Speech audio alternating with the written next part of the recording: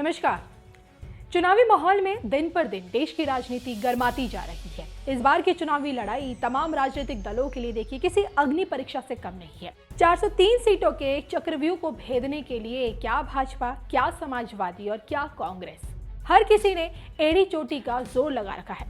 राम लल्ला हम आएंगे, मंदिर वही बनाएंगे, इसी नारे के साथ योगी की सेना चुनावी मैदान में है। तो वहीं अखिलेश यादव भी खुद को सबसे बड़ा हिंदू बताने में सबसे आगे हैं। और जो कि देखिए यूपी से ही केंद्र का रास्ता जाता है और इसलिए इस बार का यूपी चुनाव 2024 के लोकसभा चुनाव का शंखनाद है।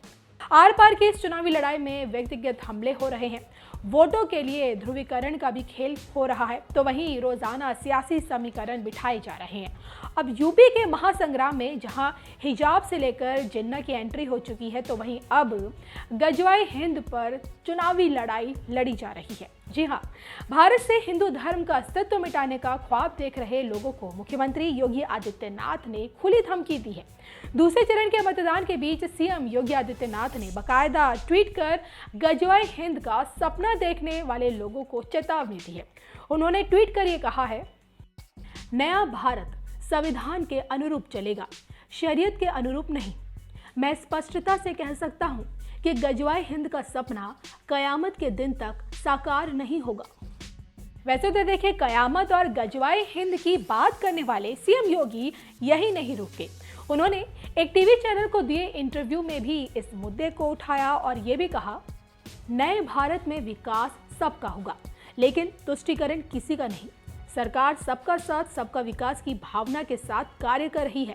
नया भारत संविधान के अनुरूप चलेगा, शरीयत के अनुरूप नहीं। मैं स्पष्टता से कह सकता हूं कि गजवाए हिंद का सपना कयामत के दिन तक भी साकार नहीं होगा। अब तक तो देखिए यूपी चुनाव में भारत को हिंदू राष्ट्र घोषित किए जाने की मांग उठ रही थी। देश भर के साधु संत धर्म संसद से लेकर संत सम्मेलन तक प्रधानमंत्री नरेंद्र मोदी से भारत को हमेशा के लिए हिंदू राष्ट्र घोषित किए जाने की मांग कर रहे थे। चित्रकूट के रहने वाले जगत गुरु रामभद्राचार्य ने तो देखिए हिंदू एकता महाकुंभ से हिंदुओं के अस्तित्व को खतरे में बताते हुए हिंदू राष्ट्र और जनसंख्या नियंत्रण जैसे कानून लाने की भी मांग की। और अब गजवाए हिंद का जिक्र ये बताता है कि भारत को हिंदू राष्ट्र घोषित करने के मामले में सीएम योगी कितने गंभीर हैं। अब अगर आपके मन में ये सवाल है कि आखिर ये गजवाए हिंद क्या है, तो हम आपको बता दें कि गजवाए हिंद में गजवा शब्द का मतलब जंग होता है जो इस्लाम के विस्तार के लिए लड़ी जाती है।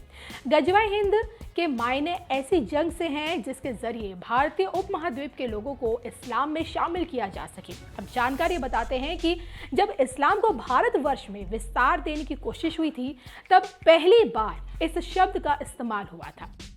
तो कट्टर इस्लाम को मानने वाले लोग ये कहते हैं कि इतने वर्षों में गजवाए हिंद इसलिए नहीं हो पाया क्योंकि इससे पहले भारत पर देखिए जितने भी मुसलमान आक्रमणकारियों ने हमला किया था वो इस्लाम की कट्टर विचारधारा से तो प्रेरित थे, लेकिन उनका असली सपना भारत के धन और दौलत को लूटना था। वहीं अगली बार जो लोग गजवाए हिंद करेंगे वो भारत को लूटने नहीं बल्कि उसे एक इस्लामिक राष्ट्र में बदलने के इरादे से हमला करेंगे। और इसके अलावा गजवाए हिंद की थ्योरी ये कहती है कि भारत को मुस्लिम मुल्क के रूप में बदलने से पहले मुसलमानों को उसके आसपास के देशों में मजबूत होना पड़ेगा, जिससे उस पर चारों ओर से शिकंजा कर सके और उस वक्त आने पर इस्लामी ताकतें चारों ओर से उस पर हमला कर भारत में गजवाए हिंद कर सके। तो ऐसे में सवाल ये उठता है कि आज के दौर में क्या ऐसा मुमकिन है, क्योंकि देखिए मौजूदा दौर में अब तक किसी भी मुस्लिम नेता ने गजवाए हिंद के बारे में कोई बयान नहीं दिया है, ना ही किसी मुस्लिम धर्मगुरु की इस पर टिप्पणी सामने आई है। सुरक्षा एजेंसियां की खुफिया रिपोर्ट्स में भी आतंकियों की साजिशों के संदर्भ में ही इस शब्द का इस्तेमाल किया गया है। अब ऐसे में सबसे बड़ा सवाल ये उठता है कि जिस गजवाए हिंद की बात सीएम योगी आदित्यनाथ कर रहे हैं, क्या वो भविष्य में भारत को हिंदू राष्ट्र बनाए जाने की पैरवी करेंगे या नहीं। तो गजवाए हिंद पर दिए सीएम योगी आदित्यनाथ के इस बयान पर और इसके साथ साथ देखिए भारत को हिंदू राष्ट्र बनाए जाने की मांग पर आप लोगों की क्या राय है, कमेंट करके जरूर बताइएगा।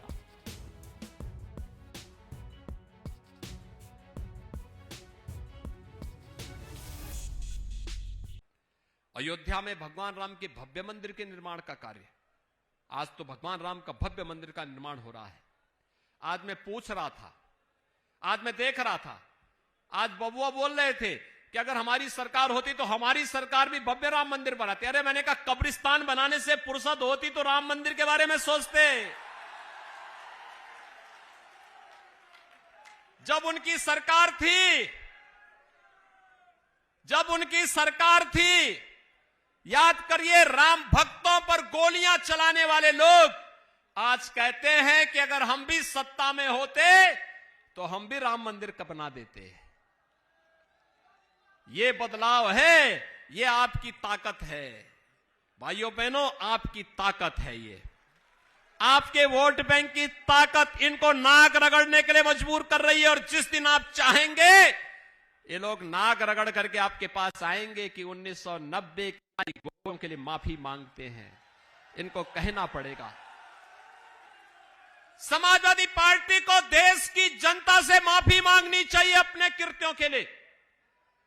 राम भक्तों पर गोली चलाने वाले लोग आज कहते हैं कि अगर सत्ता में रहते तो हम भी राम मंदिर का निर्माण कर देते। तो फिर सकीबुल रहमान वर्ग क्या करते? ये जो गरीबों की संपत्ति पर कब्जा करने वाले लोग क्या करते? फिर अयोध्या में भगवान राम के भव्य मंदिर के निर्माण का कार्य, आज तो भगवान राम का भव्य मंदिर का निर्माण हो रहा है। आज मैं पूछ रहा था, आज मैं देख रहा था, आज बबुआ बोल रहे थे कि अगर हमारी सरकार होती तो हमारी सरकार भी भव्य राम मंदिर बनाती। अरे मैंने कहा कब्रिस्तान बनाने से फुर्सत होती तो राम मंदिर के बारे में सोचते। जब उनकी सरकार थी, याद करिए, राम भक्तों पर गोलियां चलाने वाले लोग आज कहते हैं कि अगर हम भी सत्ता में होते तो हम भी राम मंदिर का बना देते। ये बदलाव है, ये आपकी ताकत है भाइयों बहनों, आपकी ताकत है। ये आपके वोट बैंक की ताकत इनको नाक रगड़ने के लिए मजबूर कर रही है। और जिस दिन आप चाहेंगे, ये लोग नाक रगड़ करके आपके पास आएंगे कि 1990 के लिए माफी मांगते हैं, इनको कहना पड़ेगा। समाजवादी पार्टी को देश की जनता से माफी मांगनी चाहिए अपने कृत्यों के लिए। राम भक्तों पर गोली चलाने वाले लोग आज कहते हैं कि अगर सत्ता में रहते तो हम भी राम मंदिर का निर्माण कर देते। तो फिर सकीबुल रहमान वर्ग क्या करते? ये जो गरीबों की संपत्ति पर कब्जा करने वाले लोग क्या करते? फिर